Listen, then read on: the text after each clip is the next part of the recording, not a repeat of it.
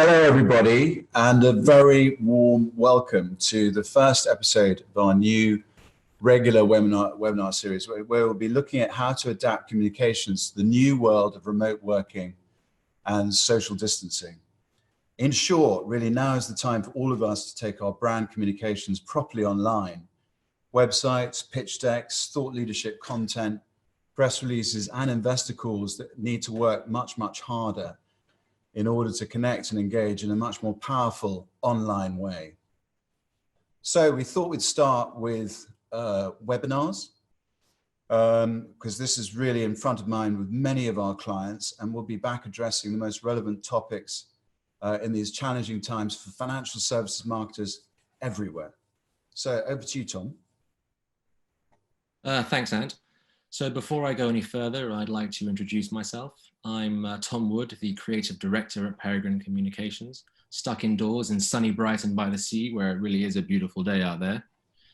I'm joined today as well by Luis Rodrigues, our Senior Designer, who will be on hand to answer any queries you have around slide design and branding, and Alex Lazel-Payne, our Digital Account Manager, who is a little bit of a social guru, on hand to answer any questions around event promotion and how to use social media to promote your webinars. So on the left-hand side of the screen, you should see today's agenda. There are 7 key topics that we'd like to cover, giving just a little top-line overview of each one. And we'll leave a little bit of time at the end for a Q&A session. So please make use of the Q&A functionality, which I believe is down below, to type in any questions. And we'll also be addressing these as we go. So we'll be leaving pauses in some of our slides in this session to address some questions as they come up. And worth mentioning, the questions can only be seen by the Peregrine panelists, so please don't be shy. So let's start with, who is the audience? So although telling the right story is important, it's probably more important to tell that story to the right audience. So ask yourself, who is your audience? Where are they? And what are their challenges? What do they want to learn from your webinar? What is it that you can offer? And the way to think about that is to also look at who else is competing for their attention. By understanding what other people are trying to say out there, you can probably identify these gaps, which at Peregrine we like to call the white space, and it's in those gaps that you'll be able to stand out. So with that information, you're probably in a good place that you can ask yourself now, what is the story that I want to tell? And what content should I be using to tell that story? And I think now Ant is going to talk a little bit about the kinds of content that is appropriate for conducting a good webinar.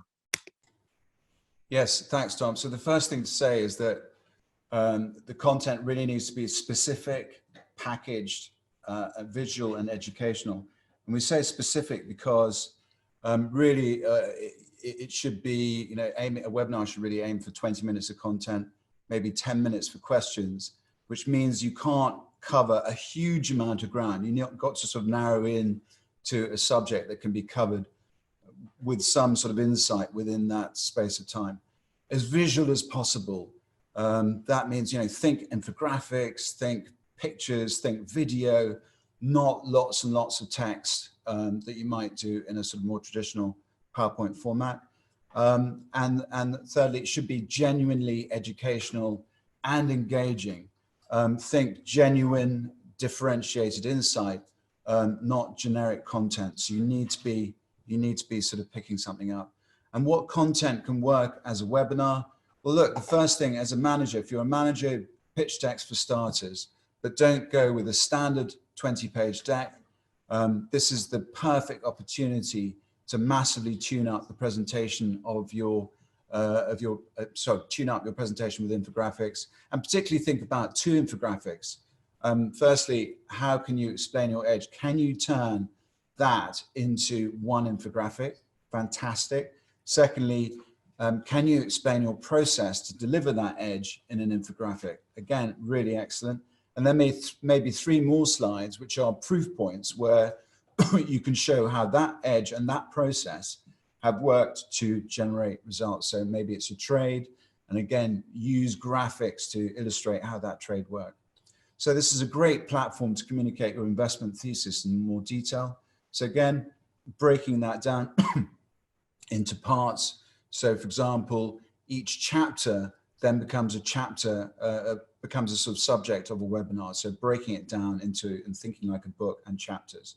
Other obvious opportunities, if you've got thought leadership already, then that can be repurposed, updated, in tune with the context that we have now, and turned into webinar. A news release, we've got a client that's going to be announcing a first close very successfully in this market. There are other partners involved.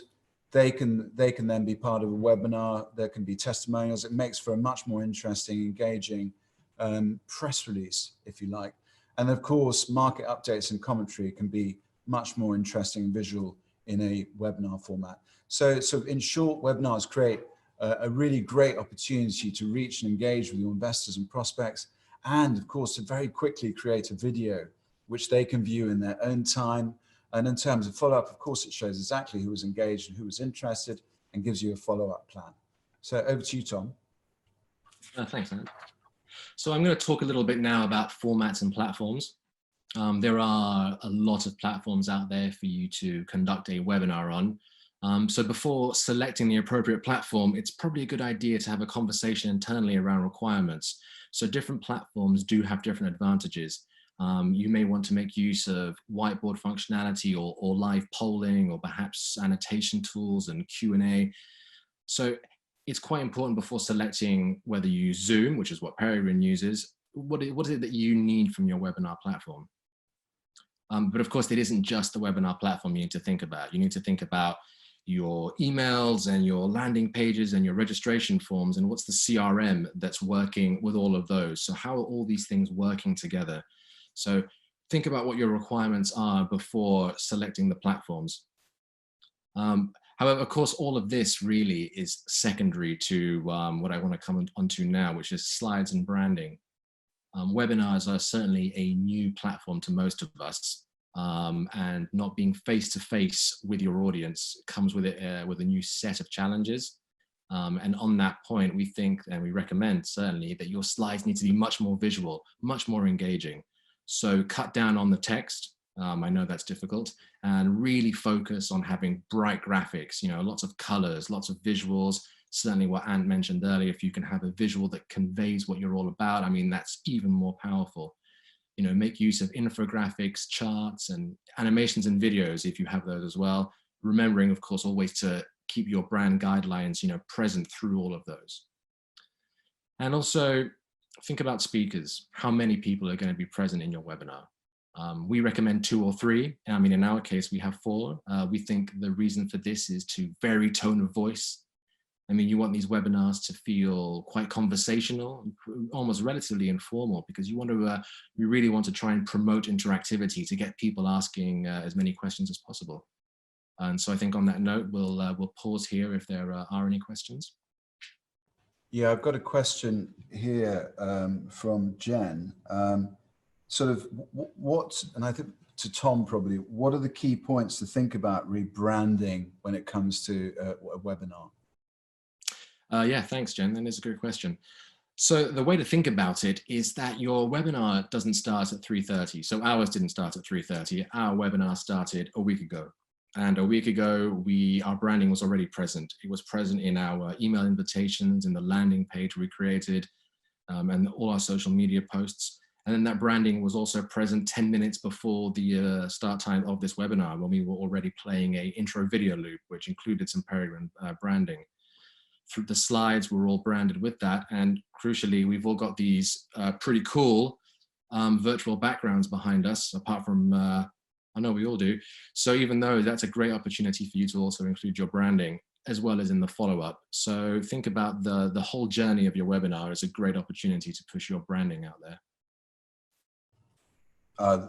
Fantastic, thanks, Tom. And also I've got another question here from Julian. I'm going to put this to Luis. What makes for great slides, Luis? He's asking. Sure. Thanks, Julian. That's actually a very common question from people that don't come from a design background. I would say that there are 3 main rules. So keep it simple, keep it consistent and keep it visual. So you need to remember that the people that will be listening to your presentation, as well as taking all the information from the slide. So to keep it simple, you want to be covering only one idea per slide with as few words as possible. Then you want to be consistent. So you need to make sure that you're using the same colors, the same fonts, and the same font sizes throughout the presentation, and sticking to a limited amount of variations. And lastly, you want to use visuals as frequently as possible, because those anchor your ideas in a much more powerful way. So if you follow these 3 rules, you're off to a great start. And if you want to have a deeper dive, feel free to drop by our website, where we have various articles on the subject. Thanks, Luigi. We've got a few questions that have come here on the chat. Grace, I'd like to address the first one. She asks, what do we think is the best webinar platform, and why did we choose Zoom? I don't think there is a best particular webinar platform. I mean, there are quite a few alternatives out there. We personally chose Zoom because it really does suit our needs. I mean, we were already using it internally as our video platform of choice. And I think that made the transition into conducting webinars a lot easier. The familiarity was quite important. And we've also found it to be fairly robust. We've been using Teams for a lot of video chats, and sometimes when a lot of people are online at the same time, it doesn't hold up. So we found Zoom to be a robust platform. And also, to a couple of other questions, Arjun asks, what is the best program to use for branding a Zoom virtual background? Interestingly, this morning, the design team, we were talking about Canva, which I don't know if you've heard of, but it's a program that Alex uses a lot to make graphics for social media. And Canva have now offered a new, they've been really equipped with the times, and they've now offered a functionality that you can make your own Zoom backgrounds still and moving. So probably worth checking out. And just finally, to Joshua's question, if we'll be sharing these slides after the webinar, yes, we will. We'll be sending out a follow-up email to all attendees, which will have the recording of the webinar, as well as the slides and some other bits and pieces. Okay, so let's talk a little bit about webinar promotion and how to promote your webinar. A good place to start really is with the visual. So what is the visual that you're going to be using across all your touch points? So think your emails, your landing pages, and your social media. It's a good idea to create one consistent graphic which you can use across all those platforms. And then you can go about creating the content for those places. The idea really is that you want to give your audience the greatest opportunity to hear about your webinar. There are a lot of webinars out there, so really you want to be using every channel at your disposal to drive that traffic. Specifically using social, we really recommend LinkedIn, just because you can be so highly targeted. And all of that, all those touch points can drive towards your dedicated landing page. So create a landing page for each webinar. What should be on that landing page? Well, you should put that key graphic so that people get that familiarity. The start time and the date sometimes is the kind of thing that people forget. And also, crucially, probably a little bit about what to expect from the webinar.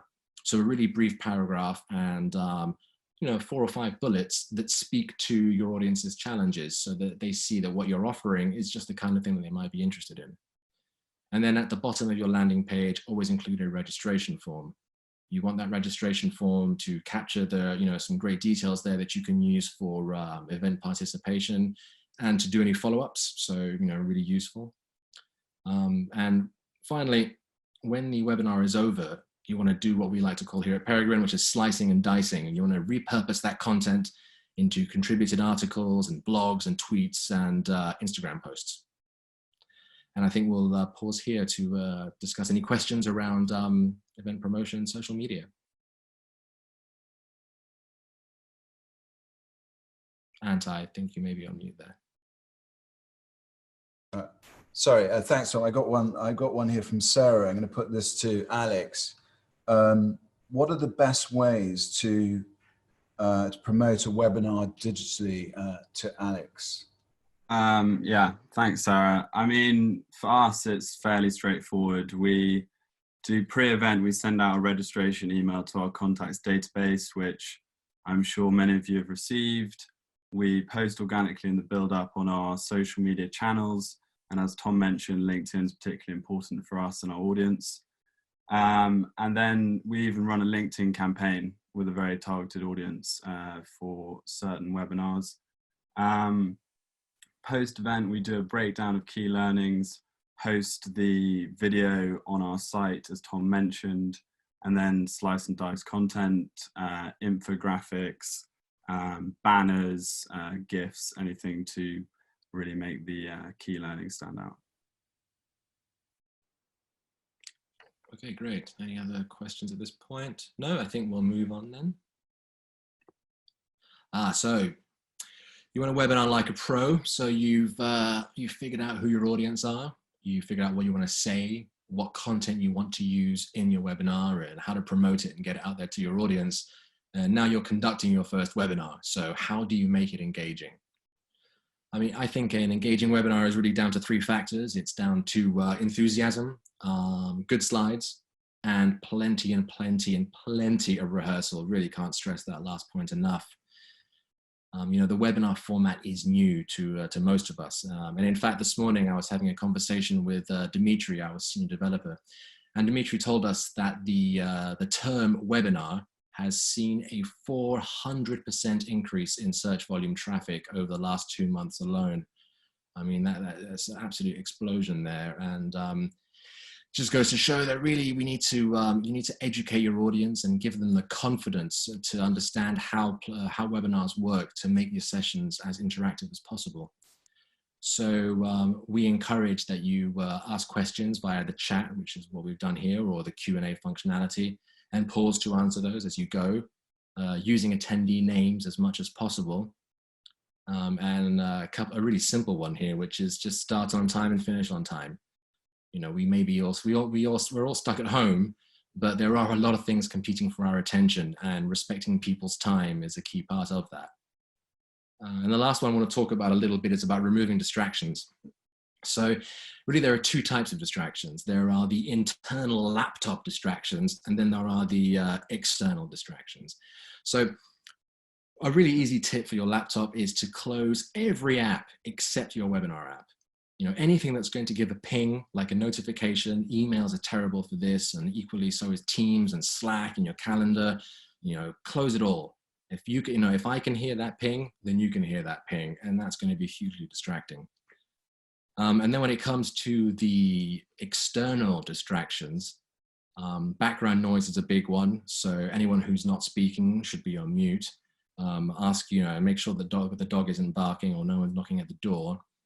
But another one is also the visual distractions you get around here. And one of the great reasons that we use these virtual backgrounds is not only do they make the webinar feel quite professional, but anything that's a meter away is automatically blocked out. So, we all remember, I think it was in the BBC Dad from 2017, who was giving some somber information on South Korean politics when his 2 little kids came into the room and were wrestled out by his wife. For the life of me, I can't remember anything that he was talking about, but it makes for good viral videos. So, keep the distractions free, and keep the pace high, and keep the energy high. So how do you follow up? You've completed your webinar. What you want to do is you want to send a follow-up email as soon as possible. And don't wait till after the webinar to build that email. That email should be built ahead of time. And you want to send it to all the attendees, but equally you want to send it to anyone who registered. People who registered for whatever reason weren't able to attend were probably interested in your content in the first place enough to register. So it's really worth following up with them as well. The key things to include in your email are a link to a recording of the webinar itself, which we recommend that you host on Vimeo. A link to any slides that you used. We recommend using SlideShare, as well as any links to bits and pieces that were mentioned by any panelists throughout the webinar. So for example, earlier Louise mentioned that we had some blog posts on the Peregrine website that do a little deep dive into how to improve your PowerPoints. That's exactly the kind of content you want to be including in your follow-up email. Another good idea and a great tip is to make notes of any of the engaging and more sort of interesting questions that were asked, and you can have those as a FAQ section in your email itself. And finally, please don't forget the call to action. You know, you don't want this email to be the end of people's journey. You want them to have the best resources available to continue that journey with you. So over to you, Ant. Thanks, Tom. So we've pulled together a comprehensive checklist for you. The activities broadly break down into 3 parts. So what are the preparation activities? What should you be thinking about for the webinar itself? And what are the follow-up activities? Next slide. For the event itself, ensure that you've covered off the welcome and the handoffs, handling questions and the call to action and follow-up. Again, these sort of break down into sort of 6 parts. Firstly, sort of email follow-up, what you do, Tom's just referred to that, what you do on the website, what you do with the webinar video that needs to be edited and posted on Vimeo with a link, repurposing the webinar content. So this webinar will be turned into a blog, which we will be getting out next week.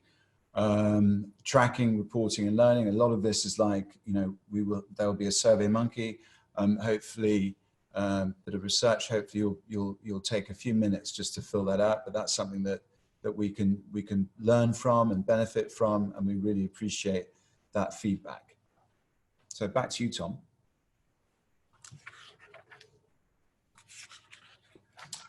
So the last part before we get to the questions is a little bit about what does success look like, and how do you know if you've become a webinar champion? A good place to start is with the statistics. So how many people registered for your webinar and how many people attended? And how do those numbers compare to face-to-face events you've had in the past? During the session itself, how engaged were the audience? You know, how many questions were asked? If they asked a lot of questions, then great.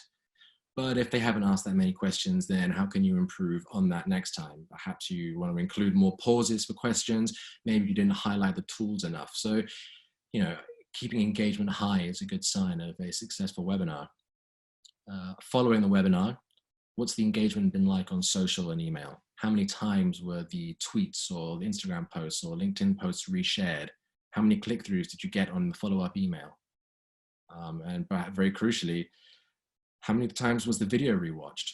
One of the reasons that we recommend Vimeo over other platforms, but I'm sure this is a possibility on YouTube and on Wistia, is not only can you see the total number of plays, but it gives you the breakdown of when people dropped off. So you can see how much of your webinar was watched. You could find out which bits were perhaps more engaging and which parts of your audience found less interesting. And that's, you know, extremely useful information. When you combine all these things together, you should get a really excellent set of benchmarks, which you can then use to compare for all your subsequent webinars. You know, your first webinar probably isn't going to go according to plan, but equally your first webinar might be a massive success. And that's why it's really important that you follow up and try and get attendee feedback. So as Ant mentioned, we recommend SurveyMonkey because it seems that all tools with the word monkey or chimp in them really are great tools, but they're very easy to put together. A SurveyMonkey is an absolute doddle to put together, and you can include it in your follow-up email and get users' feedback and use that and implement it in your future webinars. And on the last point, if you can stomach it, which I'm not sure I can, is watch back the recording of yourself. That's a really great way to see where you can improve. So I'll just move on now to the Q&A section. So thank you everyone for listening. We'll take some questions now. So as mentioned, please use the chat or the Q&A functionality down below. Only the panelists can see these questions, so please feel free. So I think we have one here from Claire. I think this is probably for you, Ant. So Claire asks, how do you maintain business as usual messaging, such as press releases, launch reports, while trying to be mindful of the current situation? So how to be professional, but also human. Thanks, Tom. Thanks, Claire. and also there's been quite a few questions that we've had around communicating around COVID-19. So what do you do? I think I just make 2 points about this. The first thing is the rule of thumb is that, you know, you should say something if people would think it would be strange if you didn't say something.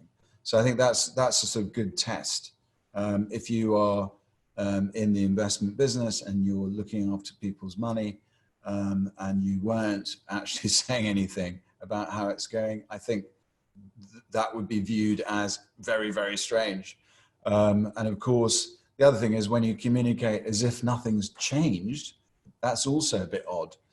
So it's all, you know, context as usual. As I say, as I mentioned earlier, a client is announcing a very exciting, successful first close, which is happening despite all of this.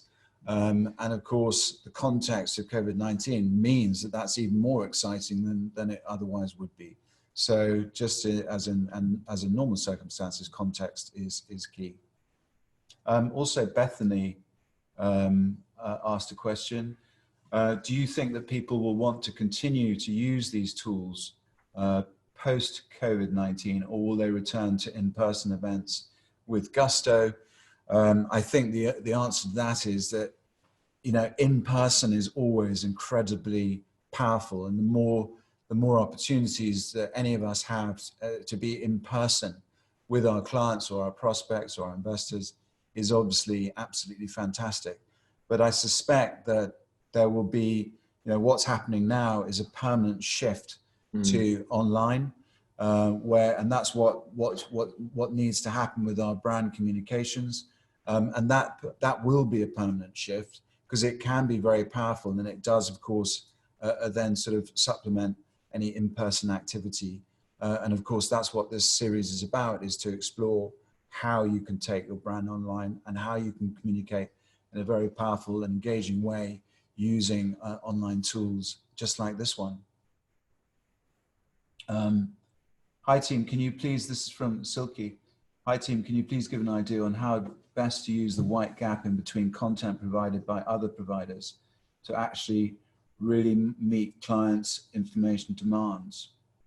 I think that I think that means that there is a lot of information out there. Can you repurpose that? I tell you what, I'll think about that, and I'm going to answer that probably after this via email. I mean, I think we discussed that in future we may be having a session on content creation, so maybe some of these questions can be answered in a future webinar we have. In reply, Robert asks here, what CRM data can you realistically gather from a webinar attendee? I suppose the answer to this, Robert, is that it depends on what registration details you ask for on your landing page. When you're sending out if you're sending out just a sort of plain old Zoom link, there's not a lot of detail you can gather then. But by asking people, by having your registration form link up to your CRM on your landing page, or in theory, you can ask you know, anything you might have asked for an in-person face-to-face event in the past. Also, sorry, go on. I was just going to say to Dahlia, read the checklist. Don't worry, we'll be sending out the slides after this webinar, so you're going to have the checklist. So don't worry about that. Got a quick question here for Alex. Alex, Vicky asks, what content should we be putting out on social media with regards to COVID-19?